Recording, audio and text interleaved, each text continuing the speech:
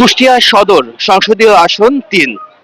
আর এই গুরুত্বপূর্ণ আসনে বাংলাদেশ জামায়াতে ইসলামের পক্ষ থেকে যাকে মনোনয়ন দিয়েছে দাঁড়িপাল্লা প্রতীকে, তিনি হচ্ছেন মুফতি আমির হামজা।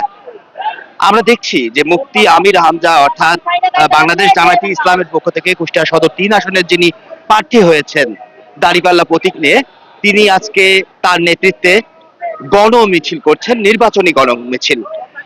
আজকে দুপুরের পরে কুষ্টিয়া চৌহাস মোড় থেকে এই গণ মিছিলটা বের হয় এবং এই মিছিলটি বের হয়ে কুমারগাড়া হয়ে এখন বর্তমানে এটি কুষ্টিয়া বিআরবি ইন্ডাস্ট্রিজ লিমিটেডের সামনে যে সড়ক, ঠিক সেখানেই রয়েছে। অর্থাৎ কুষ্টিয়া ঝিনাইদহ যে মহাসড়ক রয়েছে সেই মহাসড়কের চৌরাহাট থেকে এটি বত্তল অভিমুখী রওনা দিয়েছেন এই গণমিছিল নিয়ে, যেখানে হাজার হাজার নেতাকর্মীরা অংশ নিয়েছে। অর্থাৎ জামায়াতে ইসলামের যারা কর্মী রয়েছেন তারা এই দাঁড়িপাল্লার প্রার্থী মুফতি আমির হামজার পক্ষ থেকে কুষ্টিয়া সদর উপজেলায় যে নির্বাচনী গণমিছিলের আয়োজন করা হয়েছে, এই আয়োজনে আসলে অংশ নিয়েছে হাজার হাজার নেতাকর্মীরা।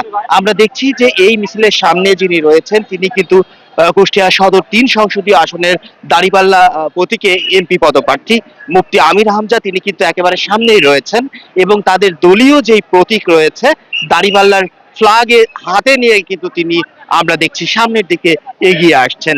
একই সাথে তার পেছনে জেলার শীর্ষ পর্যায়ের নেতৃবৃন্দ এবং সদর উপজেলার জামায়াতে ইসলামের শীর্ষ পর্যায়ের নেতৃবৃন্দরা রয়েছেন।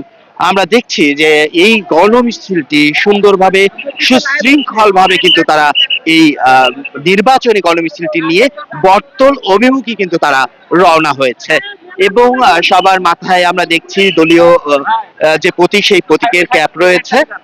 অন্যদিকে সবার হাতে কিন্তু দলীয় যে ফ্ল্যাগ, সেই ফ্ল্যাগ হাতে নিয়েছে এবং সেই ফ্ল্যাগ হাতে নিয়ে কিন্তু সবাই গুটি গুটি পায়ে বটতল অভিমুখী রওনা হচ্ছেন এবং এই যে কুষ্টিয়া ঝিনাইদহ যে মহাসড়ক, সেই মহাসড়ক দিয়েই তারা কিন্তু এই গণমিছিলটি নিয়ে ধীরে ধীরে এগিয়ে আসছেন এবং বিভিন্ন স্লোগান তারা দিচ্ছেন। অর্থাৎ দাঁড়িপাল্লার প্রতীকে তারা কিন্তু স্লোগান দিচ্ছেন এবং জনগণকে হাত নাড়িয়ে নাড়িয়ে এই দাঁড়িপাল্লার প্রচারণা কিন্তু তারা করছেন।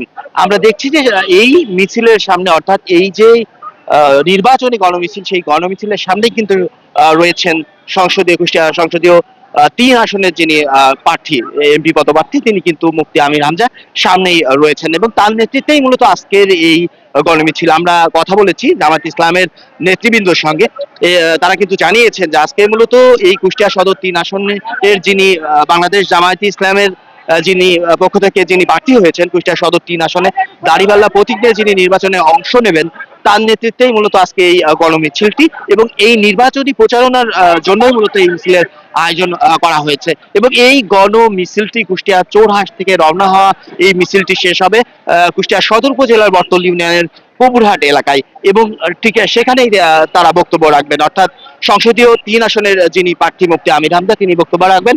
একই সাথে দলের যারা শীর্ষ পর্যায়ের নেতৃবৃন্দ রয়েছে তারাও সেখানে বক্তব্য রাখবেন।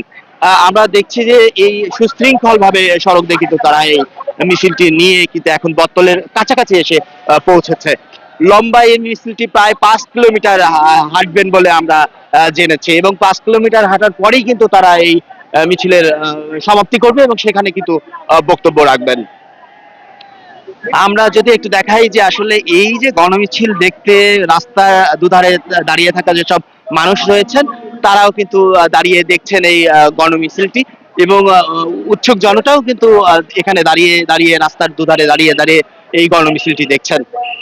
আমরা দেখছি বড় একটি গণমিছিল এবং এই গণমিছিলেই কিন্তু হাজার হাজার তাদের কর্মীরা, দলীয় কর্মী বাদেও যারা সমর্থক রয়েছেন তারাও এখানে অংশ নিয়েছেন। অর্থাৎ এই নির্বাচনী প্রচারণার যে গণমিছিল, সেই গণমিছিলে অংশ নিয়েছে।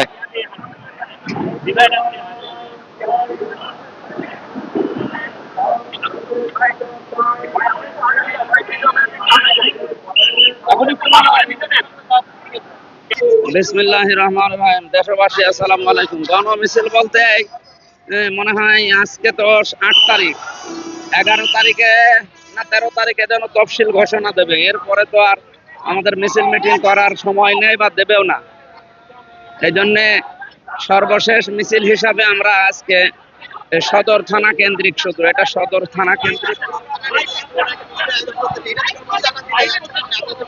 জানার না, আমরা মানুষকে জানাতে চাচ্ছি যে আমাদের মানব দেশবাসী আমাদের পক্ষে আছে, আপনারাও পক্ষে থাকবেন, এটাই জানান দেয়। হ্যাঁ হ্যাঁ, এটা জানানোর জন্য।